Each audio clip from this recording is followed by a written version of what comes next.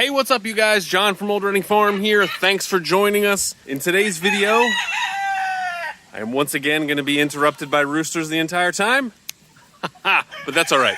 In today's video, we're going to talk about olive eggers and where you can get them and how you can breed them yourself. Because honestly, I had heard about olive eggers for the longest time, but have never bred them ourselves until now, which is crazy. You think about it, we've had chickens for like 7, 8 years now, and we are now at pretty professional breeder level. And this is the first time that we've ever had our own olive eggers. So I'm gonna get into that, but before I do, I just wanted to give a big thank you to Adler Farms. If you don't know who they are, you can check them out on YouTube, on Instagram. Unbeknownst to us, they saw our last video about alpacas, which is about berserk male syndrome. They found it very informative, and they decided to share our channel with their viewers, and they have a lot more subscribers than we do, and we ended up gaining almost 2,000 subscribers from that. So a big thank you to them and to all of you who subscribe to us. We really appreciate it. You know, that's a pretty big milestone for us. That's a big jump in subscribers. And again, from the bottom of our hearts, both mine and my wife Catherine's, we wanted to take some time to really thank you guys. We really appreciate it and hope you enjoy the videos. So let's get into it. So for those of you that are new here, this is our chicken village. We have 13 chicken coops. We have all kinds of breeds, white-crested black Polish here. We have Tollbunt Polish here, black-crested white Polish, Millefleur du Clay. A bunch of our chicks in here. We have Birchin Cochins in here. I am Samanis. These are Wheaton Americanas and Wheaton Morans in there, hiding. We have a couple Silkies. Then this is one pen of olive eggers that's mixed in with some silk white Easter eggers, as well as another olive egger pen. These are our Jubilee Orpingtons. And these are our black copper Morans, in addition to a couple of Cochins for some reason. So I had always been pretty interested in getting olive eggers, because back in the day when we were at our old property, we used to sell eating eggs. We never sold hatching eggs before. So it was really cool for us to be able to have like a nice rainbow assortment, because everybody loves those, multicolored eggs. And so we would do a dozen eggs and we would get, some green and blue and brown and white. This makes for a nicer presentation, And I think we did have some olive eggers that we purchased before. And that's one way you can definitely go about it. I mean, obviously you can buy olive egger chickens, but I found it much more satisfying, and I was really impressed with the quality of olive eggs that we got from our olive eggers here. So what I'll do, I'll show you this helpful little chart that we found that shows the different color of eggs you can get when mixing chickens. But so these are our olive eggers here, the gray ones. This guy right here in the back, he's a black copper Moran rooster, as is this guy right here. All the gray ones there, you can see some of them have beards, some of them don't, some of them have brown hackle feathers, some of them don't. And that is because of the breeds that we bred together to get them. The general idea is you breed a blue laying hen to a brown laying rooster. And now the thicker the bloom,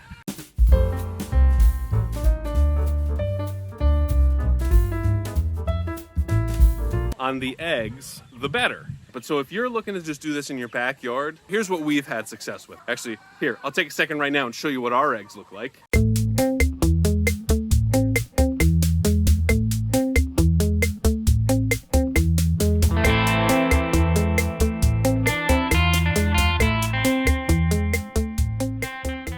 And so in order to get those colored eggs, we had one single splash Moran rooster.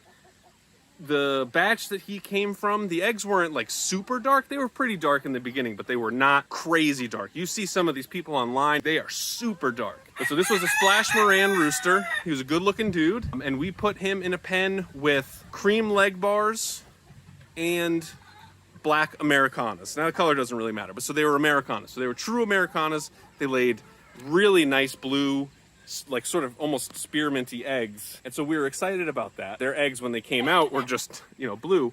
But then their offspring laid this tremendously beautiful, deep olive egg.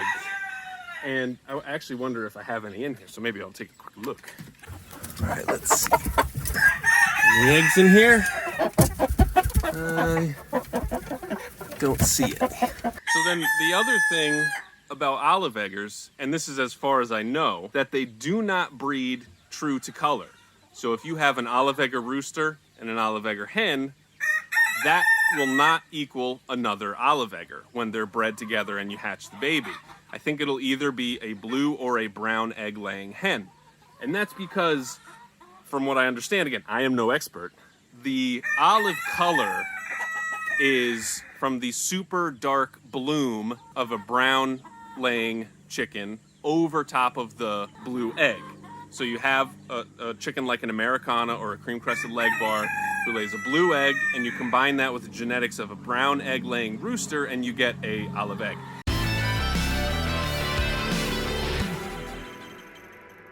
The reason why we have black copper Moran roosters in here is because the olive eggers we have in here are first generation or F1 olive eggers. So then the idea is, if you keep breeding them back to dark brown egg-laying roosters, they will continually lay, their offspring will continually lay darker eggs. So I apologize if this is confusing, but so basically we have our first generation olive eggers in here with a black copper Moran rooster. Their children will be F2 olive eggers, and they should lay even darker, nicer olive eggs. And then you can continue that cycle on and on. Again, not necessarily to the same rooster, but so if we take these eggs, black copper Moran rooster, which lays brown eggs, the rooster doesn't lay eggs, but the black copper Moran has brown egg traits, the olive eggers have olive egg traits. Put those together, you get an even darker olive egg, and then so on and so forth. So, you know, eventually down the line, we can have darker and darker olive eggs, which I am super excited about. I'm very happy with how they came out looking. You know, they're a pretty unique looking breed of chicken, what we have here. You know, they're gray with kind of some brown undertones. Some of them have the muffs and some of them don't. So you can tell like who was a leg bar and who was an Americana. You know, it took a really long time, and it's one of those things that sort of took some patience on our part because we don't have a ton of patience. You know, we're sort of like, you know, keep them moving, keep them moving. And so to have the Morans and the leg bars and the Americanas, so we had them, they were born, they hatched, we raised them up till they were about 6 months old. They started laying eggs. And then once those eggs were fertilized, we had to incubate them. So that's another 3 weeks. And then those chickens had to grow up. So in 1 year, we were able to go from 1 Moran rooster and I think 6 or 7 hens to now we have probably 20 olive eggers. Soon they'll all be laying.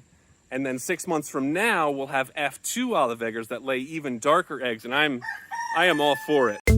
It was only probably 2 or 3 weeks ago when we first got our first olive egg, and it was very exciting.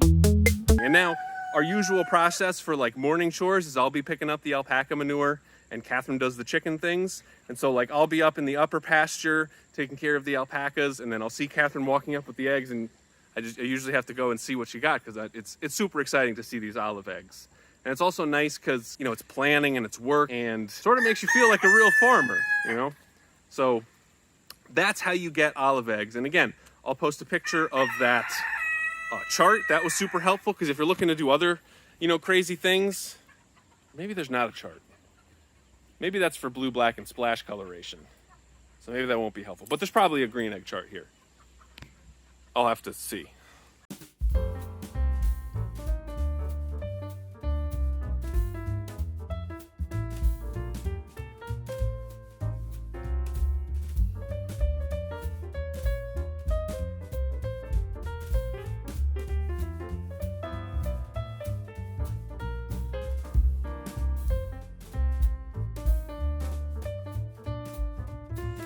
Anyway,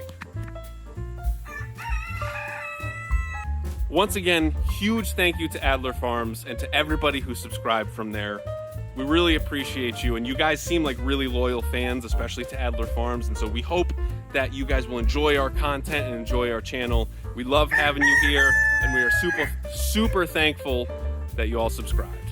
So thanks again. Thanks for watching, and we'll see you in the next one.